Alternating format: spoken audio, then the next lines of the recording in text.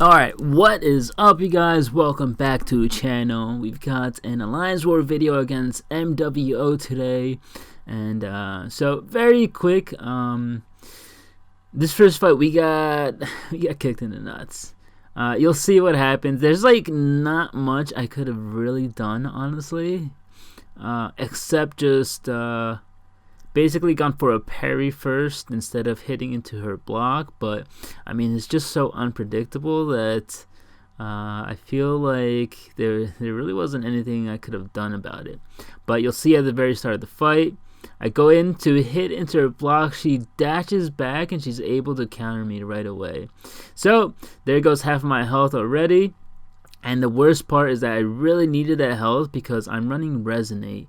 And with Domino, running Resonate with anybody except like Sparky is like super bad. Yeah, or Void actually even. But yeah, we just got really unlucky at the very start. We only have a third of our health left. And yeah, this Domino is still kicking. So yeah, I'm not really sure what to do. I gotta get hit in, and then I missed my parry, and I was like, oh my god. So I throw an SP3, and the SP3 should power drain.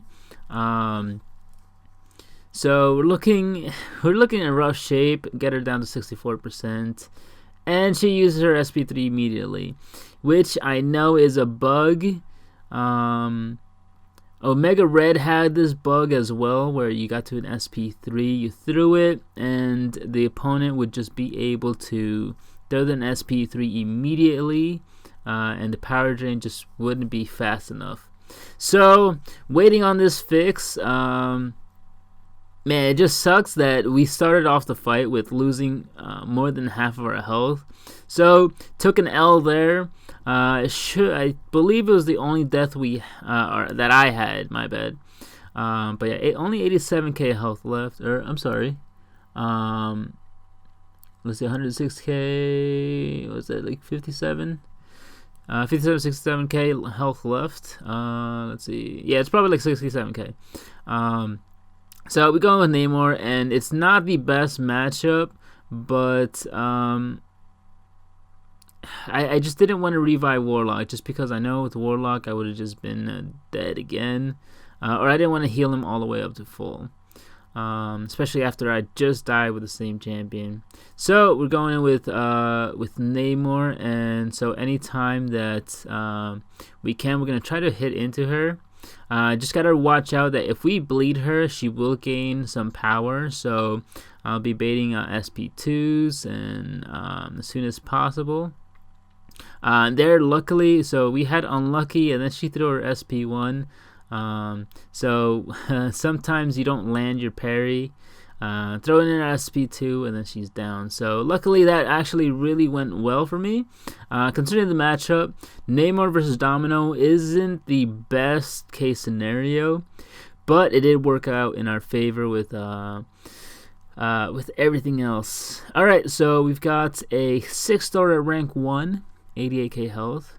And we're going to take this linked. Now it's a green goblin. I know I did get hit in this fight. So we're going to start off the fight by just trying to hit into his block. It's going to have Masochism and a Bubble Shield. So his SP1 is really annoying. But yeah, just going to have to try to work through this. So we're going to go for a parry there. Okay, and so now that we have an infection...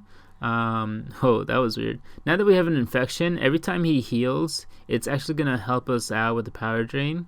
Another thing is we have to watch out whenever we have like 9 or close to 9. We have to watch out for his SP1, because right there, that was 4 of them. So because of that, we are very close to him being unblockable for a couple of hits. So we're gonna go for a parry there, go for an SP2, and hopefully it power drains enough that, and it doesn't. So we're actually just gonna take the hit because special attacks can't crit against Warlock. So I just ended up doing that, and then I go for another heavy. I don't know. So overall, this is bad gameplay. And then he went unblockable, even though I already had the 11 hits. So, okay, so the node, how it reads is that once we have 10 bubble shield hits on us, the next hit should be unblockable. I'm pretty sure I read 11 and he went unblockable. It must have been some kind of weird interaction with Warlock's infection. So, I don't know. Sometimes I don't have no idea what's going on in the fight, but we got through and going on to the next fight. And the next fight is going to be actually a mini boss, Invisible Woman. I wasn't too scared about this up until I was actually in the fight for about a minute long. And I was wondering, like, dude, like, I'm not sure if I can make it.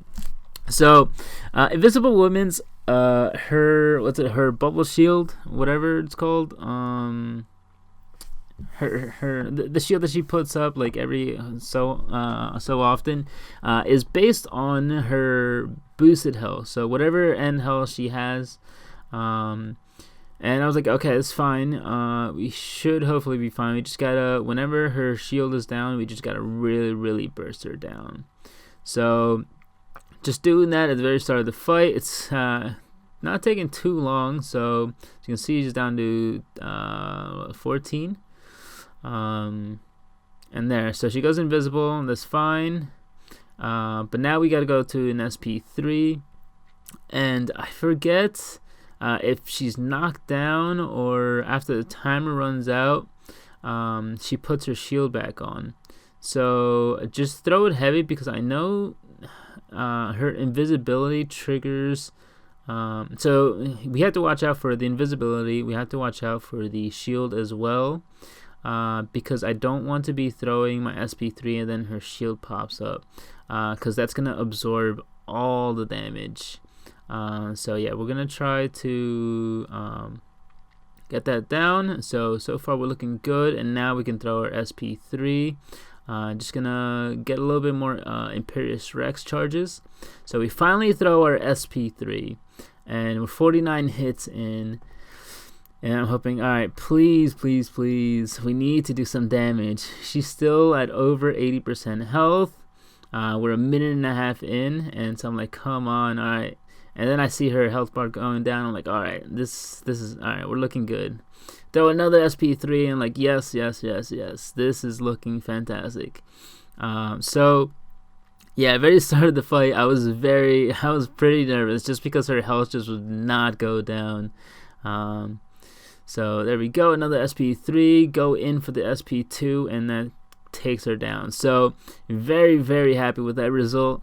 I was really worried that we were gonna time out on Invisible Woman, because I have timed out on mini bosses before, most specifically a MODOK mini boss. I think it was last season. Basically I went in with Namor. It was a MODOK with I believe it's aggression armor and I'm forgetting the name. Basically, where the opponent you can't hit into their block because they pop up a shield. Explosive personality. That's what it was. So yeah, we timed out on that. And now we're going up against this Void, and I was like, all right, I'll just take it noted. I think Legacy was on path 8. So my link was Aspect of Evolution, and his was Heal Block, I believe. And at first I was like, alright, fine, we'll just take it, because he said it would be worse for him, and I was like, alright, whatever, that's fine.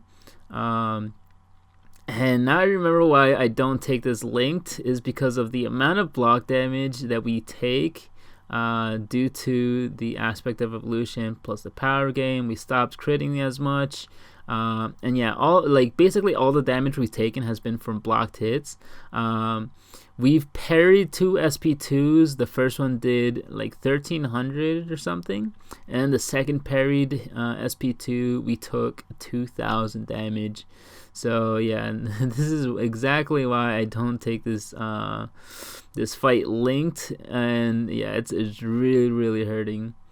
Now we gotta block this because it was an agility debuff, and I've been in a fight where I've had the agility debuff. I went to evade it, and I just wondered to myself, why I didn't evade it, and then looked back at the footage, and of course it was the agility debuff on me. So yeah, gotta keep an eye out for that agility debuff, because if you don't, sometimes you won't evade it. You have a 30% chance of dexterity not working.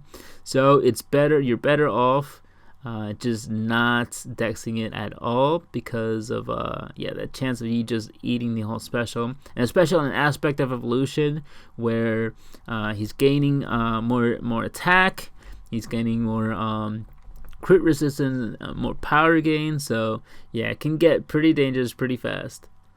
And the reason I have like Black Widow on here is because my Quake was currently in Alliance Quest. So I would have taken a lot less damage if I had taken in Quake instead of Black Widow.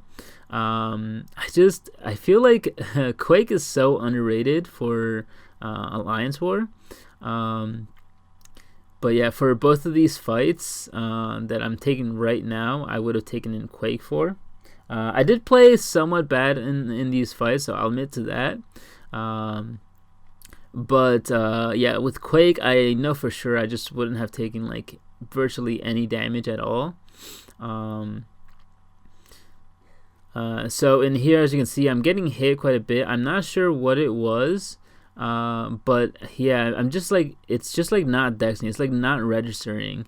Yeah, I remember this fight and I was like, dude, like what the hell is going on? I'm gonna have to like pop into lifesteal mode to get some health back, because like this is getting a little bit too close.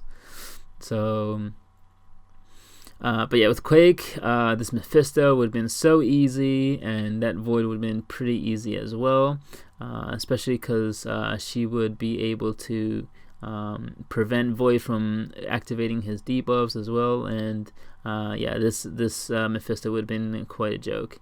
So we go in for an SP1, throw it, we heal up to close to 50%. Unfortunately, it isn't 50%, or like unfortunately it didn't kill him. So yeah, we have to like kind of back off a little bit. He activates his aura of incineration. And so yeah, we're just kind of stuck here, trying to get back to an SP2, and we're trying to watch out for his aura again, because we just don't want to activate it and just be in his range. And almost healed up to over 50%, but we ended up with half of our health, which doesn't really matter because we're not going to use her again.